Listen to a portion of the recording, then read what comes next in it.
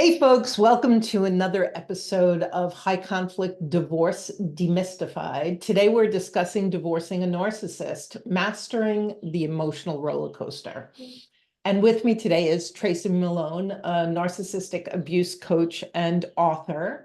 And I'll tell you more about her in just a minute. So we're diving into a topic that many of you are eager to learn about. And I want you to imagine being on a roller coaster, and not just any roller coaster, one where the ups are few and the downs are many and often triggering. That's a bit what it feels like to divorce a narcissist. And when you're divorcing a narcissist, it's not just about the legal battle, it's an emotional journey where the usual playbook doesn't always apply. The biggest challenges often come from the constant unpredictability and the emotional manipulation involved. Narcissists will use tactics like gaslighting, where they make you question your own reality and sanity, or stonewalling, where they shut down communication and throw you off. Today, we're looking at what you can do if you're in this situation. We'll be discussing strategies that include gathering your support system, the importance of documentation, and how to stay calm, as reacting emotionally only feeds the narcissist's love of chaos and conflict. And perhaps most importantly, prioritizing your own emotional and physical well-being. Divorcing a narcissist is not just about winning a legal battle. It's about reclaiming your mind, your peace, and your life. As I said, with me today is Tracy Malone, an acclaimed international coach specializing in working with people who are dealing with narcissistic abuse. Tracy's the founder of narcissistabusesupport.com, a global platform to support survivors of narcissistic abuse, and she has been a powerful ally for those dealing with narcissistic relationships for over 10 years. So, with no further ado, welcome, Tracy. Hello, Karen. I'm so glad to be here. Yeah, this is going to be a great conversation, folks. Tracy knows this topic like the back of her hand, and she's done a tremendous amount in this area. And I'm wondering, Tracy, if you could start with your backstory and how you came to do this work. Sure. So I did not know what a narcissist was, did not know through my 7 trials and very contentious divorce that I was dealing with a narcissist. No one ever said the word. I just sat there looping and talking to my therapist, going, why are they being so mean? I was fighting a family, not just my husband. His entire rich family came in to destroy me. That was their mission. And I just didn't understand like what happened. And I didn't understand past the divorce. And then I started dating somebody that friends introduced me who had also had a horrible divorce and what a good match she'd be. And we dated for a couple years and I found out he was cheating, said, go away, I don't want to talk to you again. And then a couple months later, after he kept hoovering, didn't know what hoovering was. Why did you keep coming to my door? I don't want to hear why you slept with the only other girl at Christmas dinner. Go away. And eventually, 3 months later, I was in church going for a forgiveness sermon. And I had forgiveness on my heart and said, I think I'll just stop by and forgive him. I don't want him back, but I just want to let that part go. Well, he didn't want to let it go. He called the police and had me arrested and put in jail. And when I got out 24 hours later, someone said, he's gaslighting you. Look that up. And I'm like, what's that? And that unfolded him. That unfolded my ex in laws. And then I went, why me? And then, oh my gosh, it was my entire family. I mean, it was years of digging deeper and deeper. So the more I studied on the divorce aspect and understanding that, it's like, oh, let me talk about this. Let me learn about that. And the more I learned, the more I realized I didn't see it because it was so normalized for me. It was everywhere. You were like saturated in it. And it was all I ever And it knew. was normal because it was all you ever, oh my God. That's Gaslighting. actually one of the most dramatic stories I've heard. Oh my God, there you go. Well, it's sort of like a victim to hero story because I never expected to change my career, for goodness sake. I had a career. I was perfectly happy in my career, right? This became very slow and I started support groups for myself. I'm like, let me find other people that need help. And I would fill the library and they would come and send us security guard because we had too many people. And they would yell at us every single time we had a meeting. So I started a second one. And now I'm doing 60 people a month. And I'm going, okay, guys, we got to stop like just the stories over and over. Let's heal. And I started to learn and started to heal and work with them and teach them boundaries or the next one and the next one. And before I knew it, I was kind of coaching. I did both jobs for about 5 years, and this has been full time for many years now. Well, thank you so much for sharing that story. And that certainly informs your personal experience with this personality disorder. And so I'm excited about this conversation with you today, where we can really highlight for my listeners what's different. And I think I want to start with, I don't use the word narcissist a lot because personally I feel like there's borderline personality, there's autism, there are all of these different neurodiverse people. And I do think that what the narcissist has on all of them is that kind of 365-degree blind spot to their own part in it. But what would you say right up front in terms of, am I divorcing a narcissist? Am I just divorcing someone who has anger management issues? Is he or she just a little selfish? Like, how would you answer that question? And does it even matter? So let's start there. Well, I actually have a rubber stamp that says narcissist, and I tell people and I hold it up. It doesn't matter what we call them. It really doesn't matter. The word is not important. But if the behaviors align with the word, Right. then you have a different direction to get the education and the help. Because I didn't, all through that, the divorce and the crazy times, I had a therapist who did not know what a narcissist was. So for 7 years, I'm paying him through the doors, through the. And then after the arrest, I'm like, what's a narcissist? Someone said he's a narcissist. And he goes, well, they like to look in the mirror. So again, all time was wasted without someone who gave me the word to go to a book to find the answers for myself, right? So let's talk then about the characteristics that one wants to look for to see the level of conflict that they're in for as they divorce. Let's put it that way. Mhm. So let's just run through some of those characteristics. Well, there's going to be a lack of empathy without question. And if you're familiar with DARVO, which is deny, attack, reverse victim, and offender, it's always, it's not me, it's you, right? That's what a narcissist does off the bat. They're going to have that no empathy for what they're doing to you. Again, you've been married for 40 years, give her half the money and go away. But it is, I'm going to get you. There's almost this like, attack part of them that comes out in the divorce when they feel that they're losing. The black and white thinking gets deployed, which means you go from the wife of 20 years to I'm going to kill you and your children too. Like they don't care what they do to you. Every tactic, everything that they do is not designed from a place where you loved them and slept next to them for 20 years, right? These are the kind of things that are just off the wall. I'll call it crazy, off the wall. Who does that? Right? The kind of level that people will go through are the spectrum, right? The spectrum is from here to here. You can have a perfectly normal divorce with a narcissist, separate and have a nice day. You can have that. Not very often, right? It is always turned into a war zone, and the war zone becomes scorched earth for you because there's false allegations. If someone's coming in and accusing you of all these things, and you're like, I didn't do that. What are you talking about? And they're projecting what they were doing onto you to make them into the victim, and you are the one they're the victim of. These are the signs that it's on the narcissistic spectrum, right? We don't need a diagnosis. So we're talking war zone, they're very offended, they have to win, right? So like win at all costs, black and white thinking, no empathy, that kind of deflection that they do.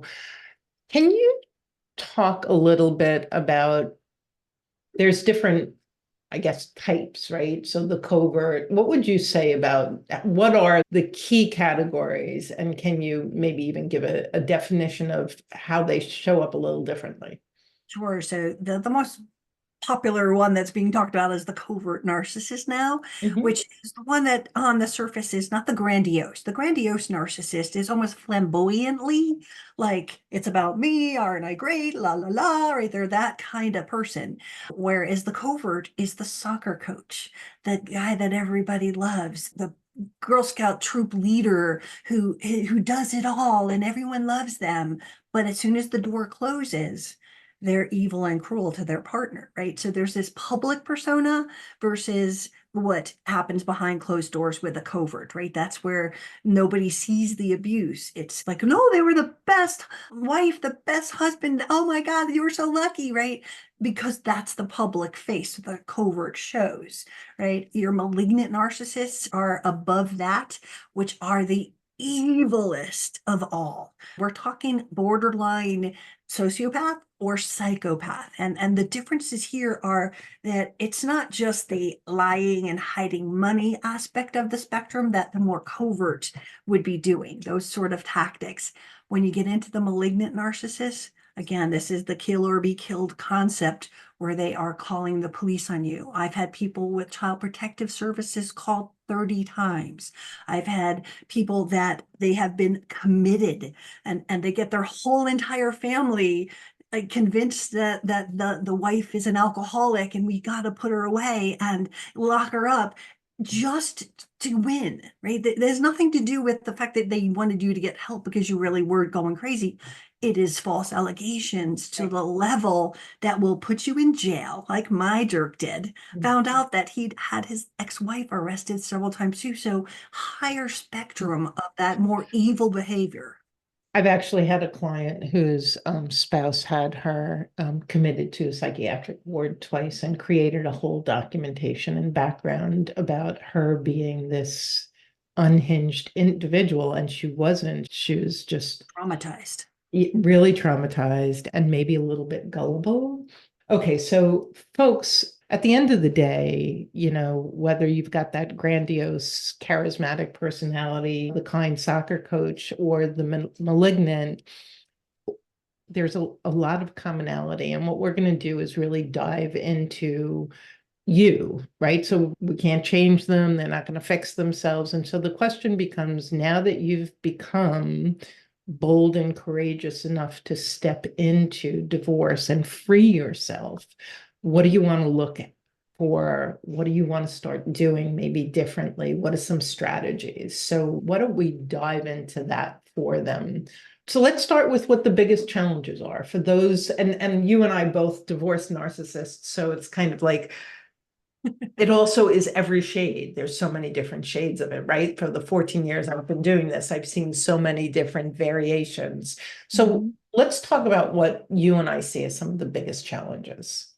Well, I would say that for the victim, the hardest thing is coming to terms with that the person you married is not the person you're divorcing. Like they are holding on to that, but they were never like this, or it's a hard thing when you start to unfold and find out the years of deceit. Like it's not just now, but oh my goodness, they've been hiding money for 20 years. It's mind blowing because you had so much trust in them, and suddenly they've been hiding that and they often have a second life. And I'm not just saying a second family. I'm saying they've been having an affair with this person for 15 years of your marriage, right? The jerk who had me arrested, three of us at the same time for 2.5 years, right? I was actually the official babysitter. And every time he would get his work schedule and he would say, well, I'm going to be in Chicago from this day to this date. Can you watch the kids? And I would give up my life, move my entire computer and my life into his house to take his kids to soccer and stuff. And I found out later, because of the second girlfriend that I became friends with and went to Italy with, we found out that every time she was in town, he would take her to a hotel.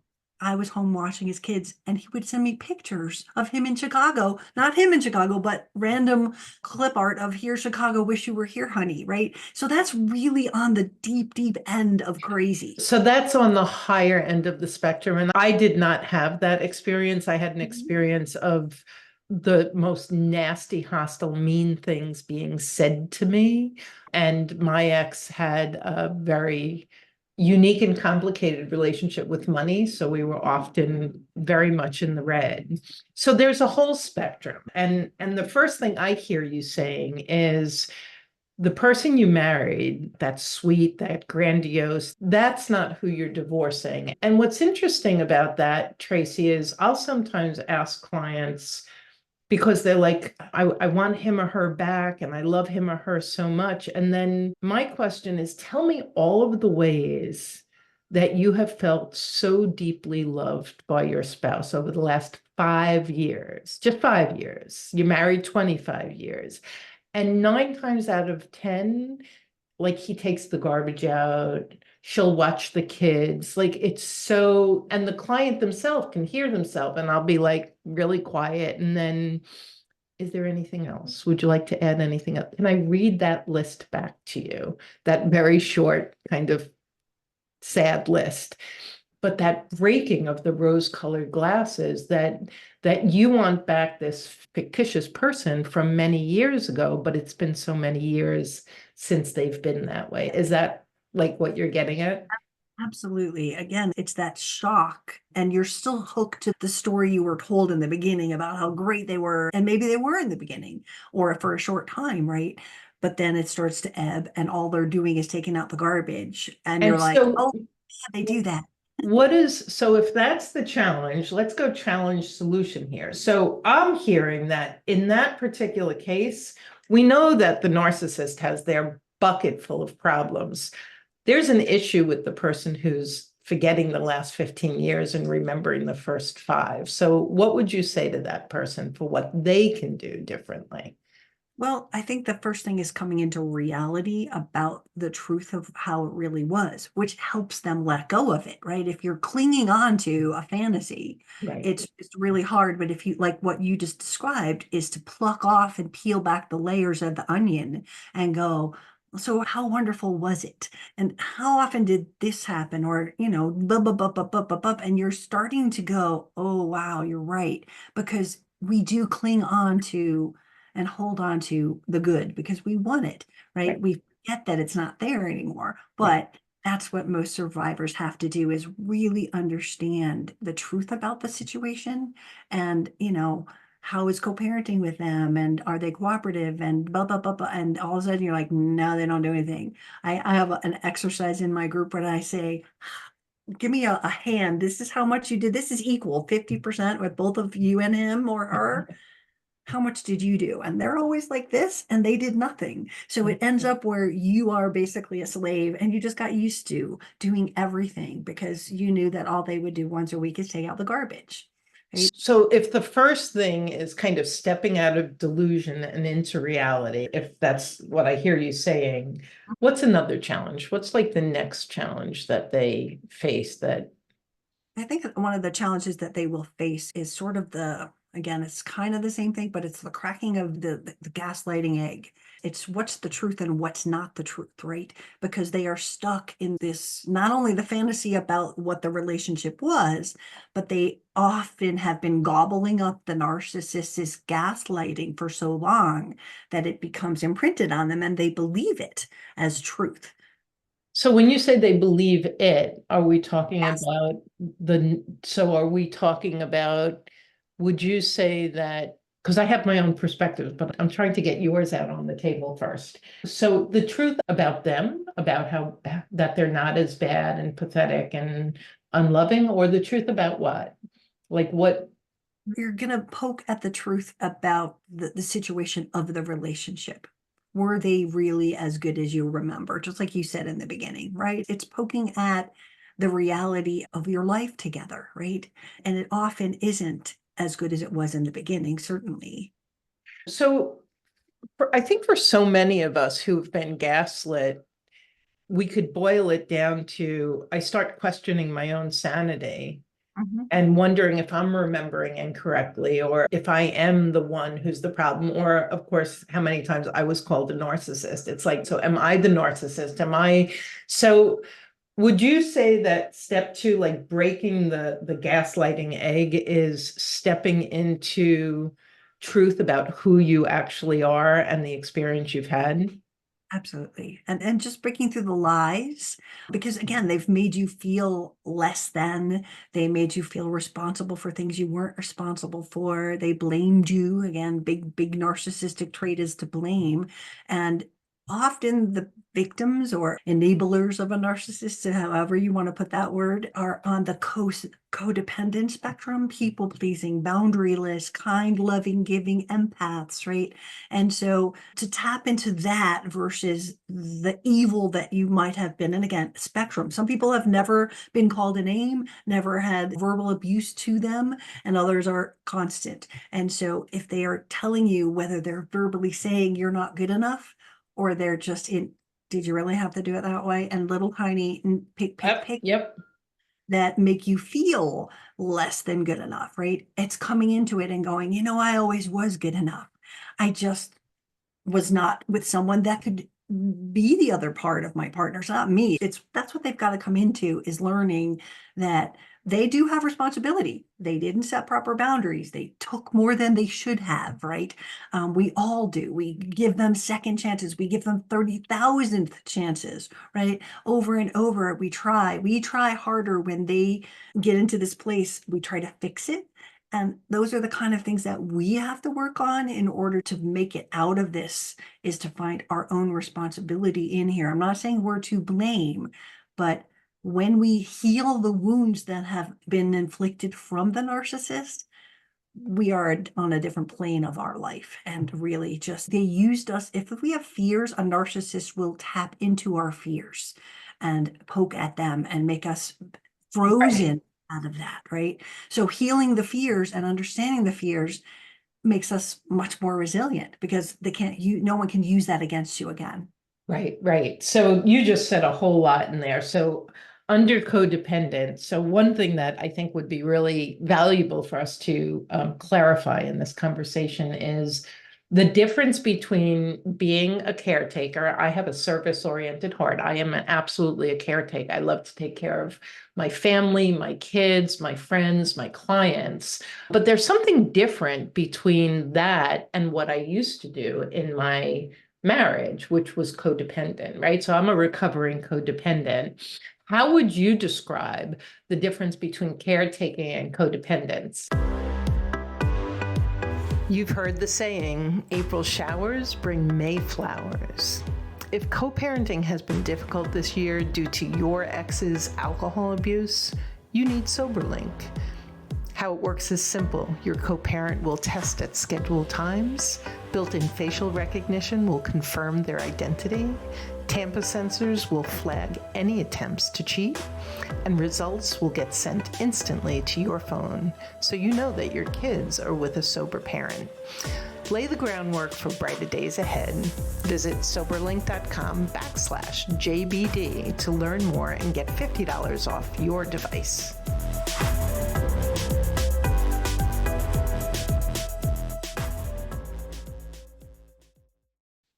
It's when it's not healthy anymore. Like, caregiving and loving and giving to your family is normal. It's not unhealthy. It's when you put other people's needs before your own.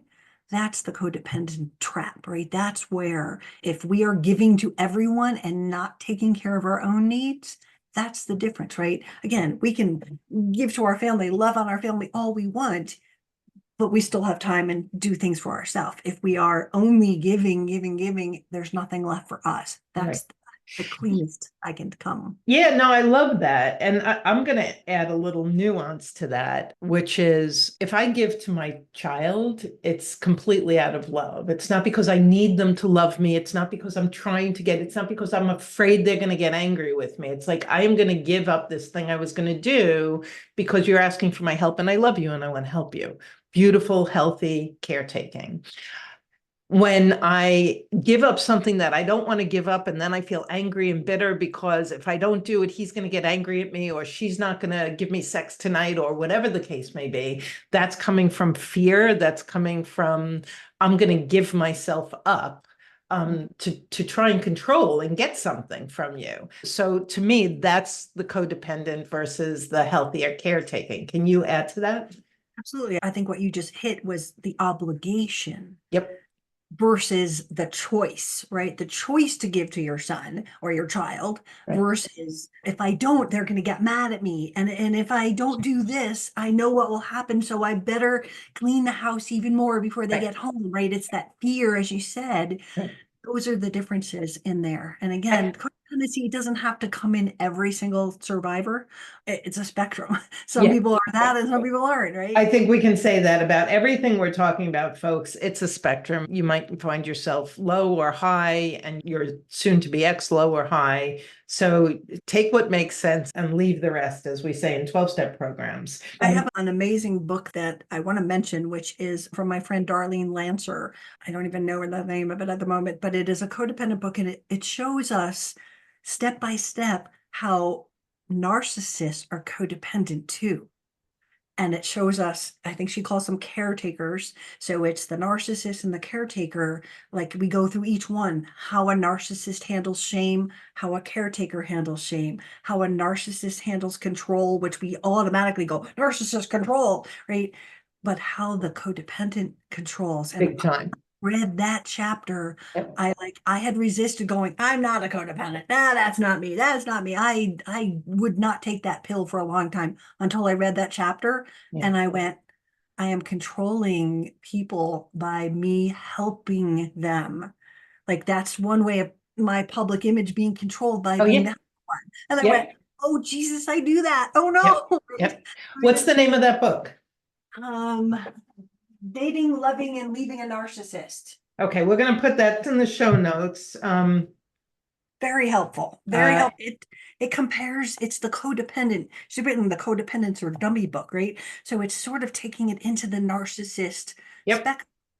Beautiful. Okay, so that's in the show notes. You can go and click and order it on Amazon. So the other thing under codependent, you talked about the control, the fix it, and then the boundaries, right? Which I think all of us in this space will agree that boundaries, if it's not the number one skill, it's certainly in the top 2 or 3.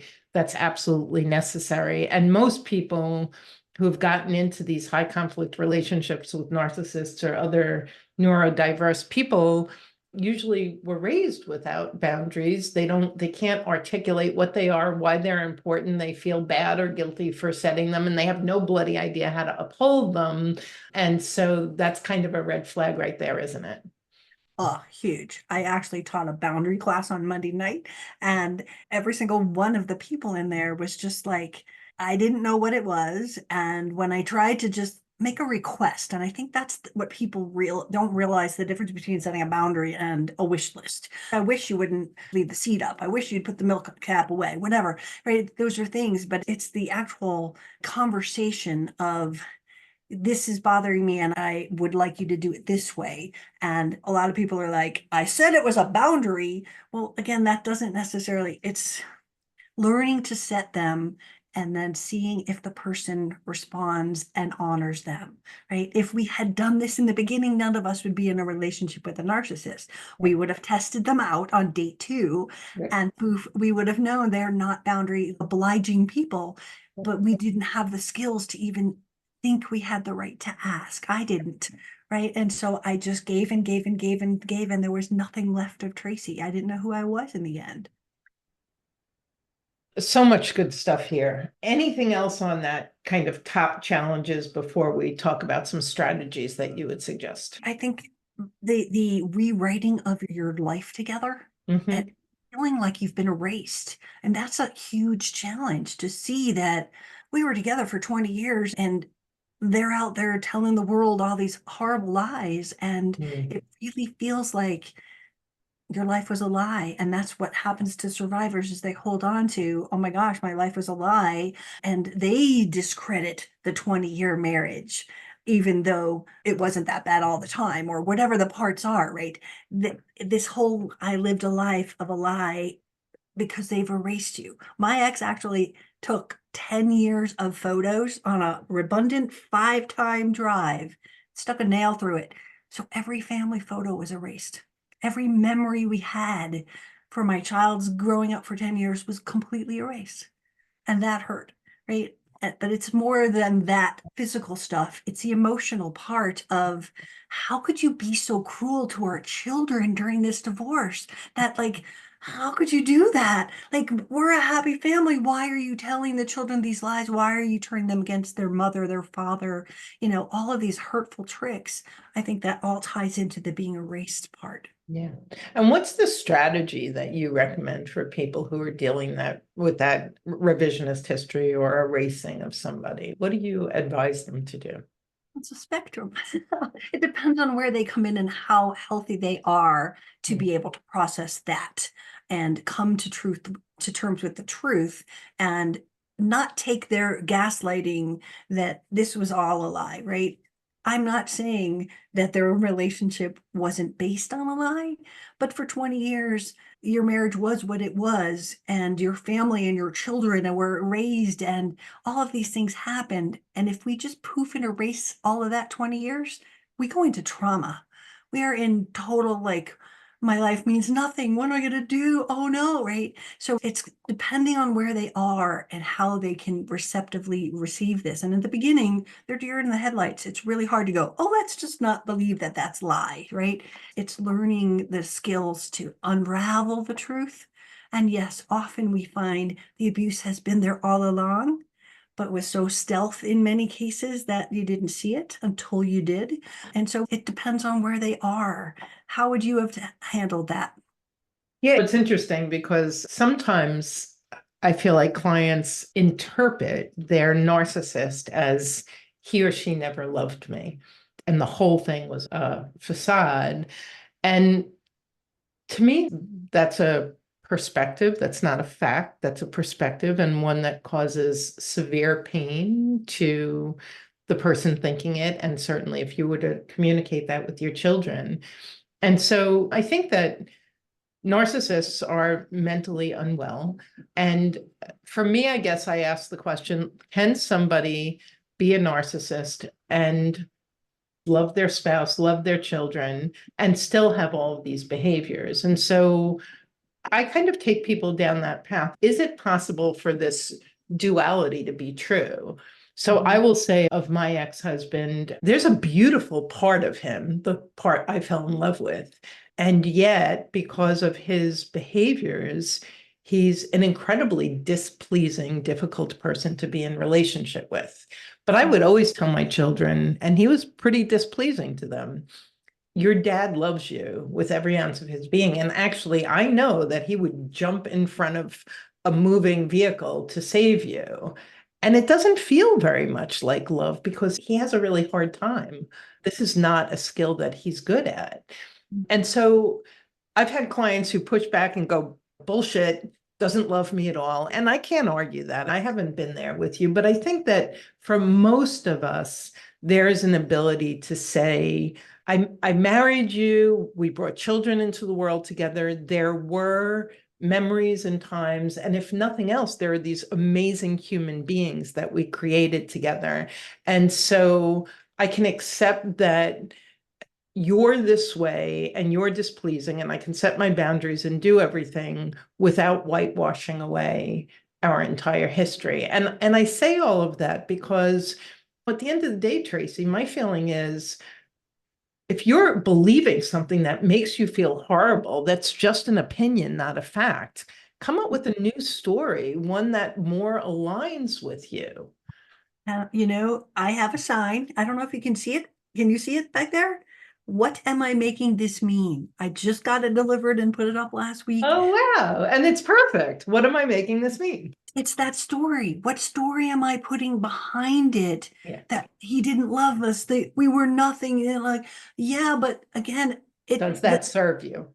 the part that you just described is just the sort of the radical acceptance that comes later in the funnel. New in the funnel, you're in trauma. There's no way you could possibly, but as I take my women through my groups and stuff, like all of a sudden, like a light bulb goes off and they're like, I get it. And they let go of the story. They let go of what they're holding on to, which is keeping them attached to the trauma, right? It comes down to realizing what am I making this mean? It means I'm not lovable. It means I don't know how to love. It means I made a mistake. It means It I'm means me, right? So you're talking about, and I think that's such an important point. So wherever you are, if your thought is, all of this means something bad about me, then what I raised my kids on is how somebody else behaves is their responsibility and their problem. How you behave is your responsibility and your problem.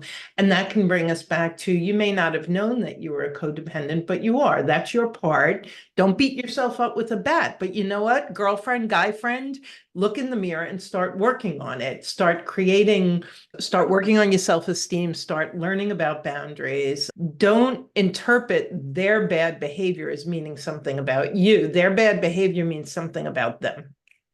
And when we can Beautiful. take the load off, exactly what you just said, Yeah. off of us self-blaming.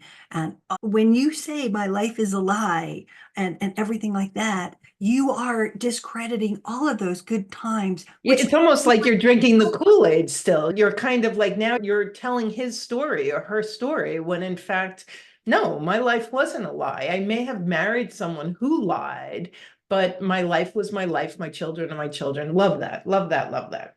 Okay, we could just go on and on, but I want to move on to tactics. What tactics people can expect? Now, I want to talk about in the thick of the divorce right now. Let's just come up with a few things that are likely to happen. And you have experience with a pretty severe high level, plus, of course, whomever you're coaching. So I would love to try and do the whole spectrum on this. So, and absolutely. I'm even going to start like when I got divorced, New York wasn't a no fault state. It was a fault state. And my ex was so determined to not let me divorce him that he stood before the judge and said, her grounds for divorcing me aren't true. That I think I said he didn't have sex with me because I didn't want to say he was abusive on public record. And so he said, that's not true. The only reason we haven't had sex is because she doesn't want to.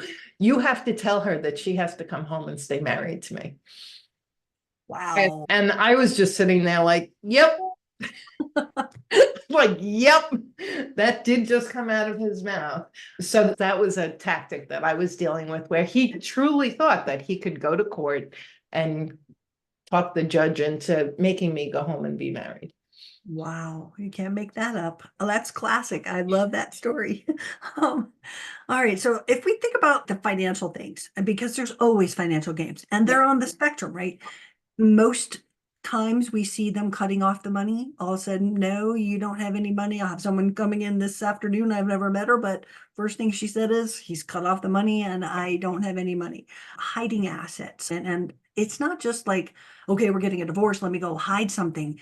The hiding has been going on for all many years, right? So it's like, oh my goodness, they've got the secret account and mine had a secret account in Switzerland. And it was crazy, right? Running up the legal bill to ruin you. Like that's a financial thing that they all do. I had 7 trials and we were fighting over $50,000, which meant I was going to get 25. Thank you. My divorce bill was $100,000. It was legal challenge, lies, legal challenge. I was like, what are we doing here? Just give me my 25,000 and go home. So I don't know if you know Lisa Johnson. I'm forgetting her partner. His first name's Chris, but they've been there, got out. So you're actually referencing legal abuse. So we've got financial abuse, right? Which is Right. shutting down the money, hiding assets, Mhm. doing all of that. Then we've got the legal abuse, which is like court order after court order and appeal after appeal until you're running out of money. So those are two things. What's something around the children? All right, with the children, turning them against you, lying to them, treating them terribly if they side with you. Like all of a sudden, there's 3 kids and they go off to a narcissist house, and one is more of a, say, mommy person, and that kid is going to get That's abused. the black sheep, right? A Right. loyalty test, right? And so you'll just sit there and like, why are you beating up the one sensitive child in the family? Right, You know, right, it's right. crazy. And also not listening to what their needs are. A narcissistic parent, I don't care if it's a male or a female, will not honor the things that the children need because they think the time is theirs.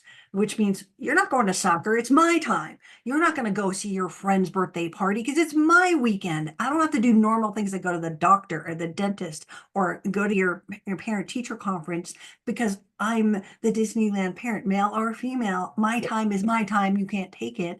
And therefore, they're not listening that the kid really wants to see their best friend on their birthday party or take advantage of the kid things that they want to do because it's their time. And that is not in the best interest of the children. And narcissists play that game all the time. Yeah. Yeah, no, I completely agree. There's so much around the children. And of course, with the narcissist in my household, the trophy child changed from one to the other as they got older. The black sheep changed. The black sheep was always really severely emotionally abused and harmed. And so that's a whole nother topic because we have to spend the rest of our lives getting healthy ourselves so that we can support our children to not take their other parent personally. And then I think the other thing I would just add to that, lower on the spectrum, is just growing up with emotional unavailability. And of course, if you grow up with someone who's emotionally unavailable, you very well may go and fall in love with someone who's emotionally unavailable. And so teaching our children what that is and balancing it out with our availability, I think is a key piece there. Well, and do you find that the clients that the kids go off to the narcissist house, there's almost like when they come back, there's like a deprogramming. I have one client whose narcissist tells the children that mommy should be dead. And the kids come home and say, why don't you just kill yourself? And then 3 days later, they're back to being normal children. They go back and they come back and you're the devil spawn. We hate your guts. Why don't you just jump in front of a bus? And then 4 days later, they're curled up in bed reading a book with you. So it's like this deprogramming portion that, again, if they're being fed a diet of lies and things that are abusive, it's really hard for them to right their ship. They don't know what's right, what's wrong. And if you're a parent who then takes that bait, you're not going to be curling up in bed with them a day or two later because you're going to be putting fuel on a fire that you actually want to go out. So I had that. My children were very young. They were barely in grade school when I finally got divorced and moved out. And in the beginning, I remember like giving them consequences, but I pretty quickly was like, this is really interesting. They leave my peaceful little people and they come back these like nasty, chaotic, more from my kids, they were more like fighting with each other and like all of the rules of the house went out the window. And I think with the help of my therapist or the kids therapist, we created this bridge. So it's like when they come home, they're going to be aliens, chaotic aliens. And I need to give them a container and just allow them to dial down and abide by the rules of my house and not give them consequences because they just came from this hostile, chaotic, do whatever you want and stay up until 4 a.m. and play your video games. So whatever they came from, parents listening, like if your kids are coming home different than they leave, don't blame them. Figure out what that bridge is, what that safe container is to allow them to dial back down to normal. And the other thing, Brooke Olson, who does high conflict co-parenting, he has a podcast. He talks about how if that parent is really bashing, let's say mom, for instance, dad is bashing mom, even creating a bridge for when they leave you, it's almost like they have to detach their loyalty so that they're safe going into the other household. And so I thought that was a brilliant piece of advice for parents. Yeah, it is brilliant because it's exactly what has to happen, right? Yeah. And the And kids just, they don't know how to navigate it. And the whole thing is it's all they know. So it's normal to them. So they're not like, what's going on here? And they're just like, okay, this is my crazy life. Right. Okay, this is great. Let's begin to wrap up here. What would be the three top strategies, approaches, tips that you would give our listeners who are entering high conflict divorce, like for them to do? What are the 3 things our listeners should do if this is their situation? build a team, get some help on board. And so many people are reluctant. I don't need a divorce coach. but they'll pay $500 an hour for a lawyer to say, oh my God, they just did this. Oh no. And then it's $500 later. They don't understand the importance of having that sounding board to actually say, you know what, I hear what just happened. And this is good because it gives us some evidence. Here's how you tell your lawyer to use this piece of evidence. Or here we're building a case about bad parenting. Again, we're not happy they did it, but here's how that is not such a bad thing. Like reframing it, changing the Mhm. story about whatever it is, giving them the tools to not let these things trigger them. I think that's one of the kicker things that I love to teach people, because the narcissist is going to continue to trigger you and trigger you and trigger you until you learn the game and learn not to allow their triggering attempts to affect you. You will be controlled and you will get knocked off kilter. You'll just get better, Yeah. and then they'll do something, you're triggered, and you go right back down. Yeah, I refer to that as desensitizing your buttons. So they're pushing your buttons. They'll continue to push your buttons from now until forever. So the question is, how do you unplug your button? And that's all about you, not them. And then they can push away until the cows come home and you'll be like, yeah, whatever. That's what I did. By the end of my co-parenting days with my ex-husband, he'd be like, you are such a nasty blah, blah, blah. And I'd be like, okay, let's go with that. Yeah. Just like because there were no buttons left. So get some support, figure out what your triggers are, and begin to work with your therapist, your coach, your support team to unplug those triggers. Absolutely. And I think the truth sets you free, right? If you are one that is just enveloped in fear over what will happen and what will my life look like and how will I afford to live and blah, blah, blah, and you've got this whole laundry list of fears, they can control you with them. Right. So to understand the truth that, again, gaslighting common narcissist thing is you'll never see the children. I'll tell everyone what a terrible parent you are. Right. And to know your truth is to go, that's not the way the law works. Right. And you have got nothing against you that shows, like, I've had Right, people right. have been So, arrested 10 times for DV and they still get their kids. You didn't do anything, but right. they're putting this fear in you, which freezes you, which means you don't fight. So Yep. learning to control that allows you Love to that.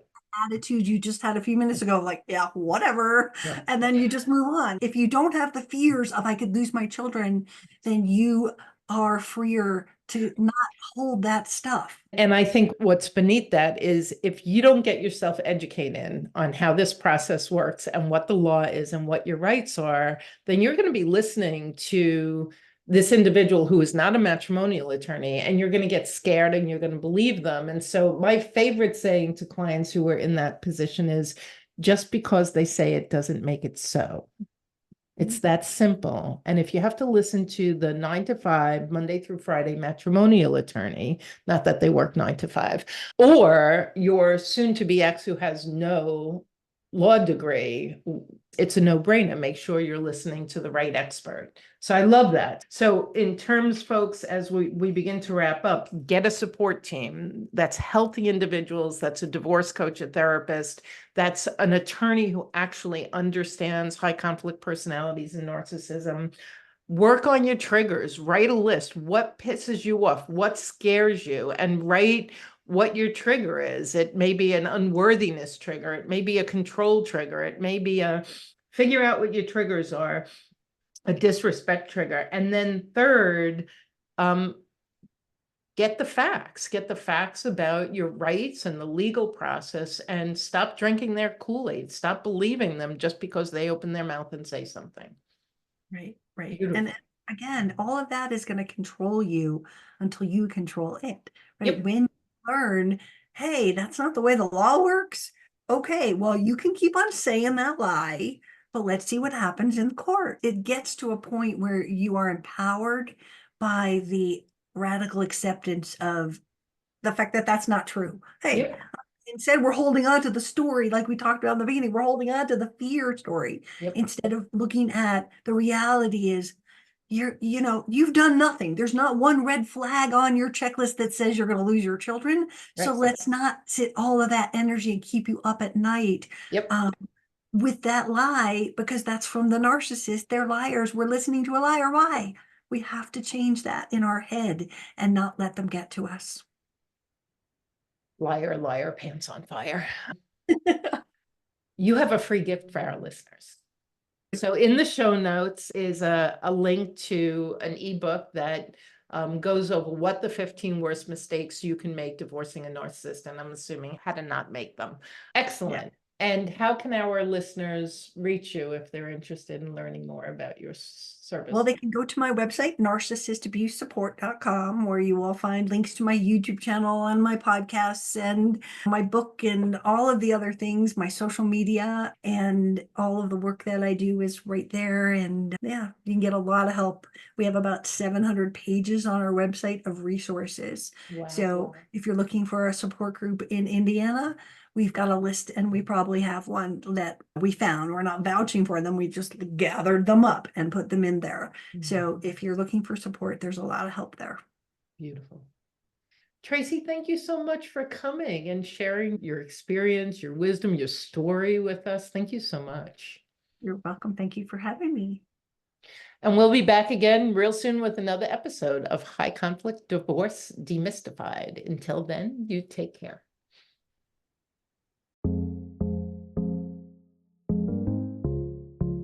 Embarking on a high-conflict divorce can be overwhelming, leaving you feeling uncertain and powerless. That's precisely why the Divorce Readiness Masterclass was created, a free, 1-hour live session to empower you through the toughest divorces. Uncover the entire scope of the divorce process and learn our secret strategies to reclaim your power. Visit jbddivorcesupport.com/masterclass and begin to confidently handle your divorce today.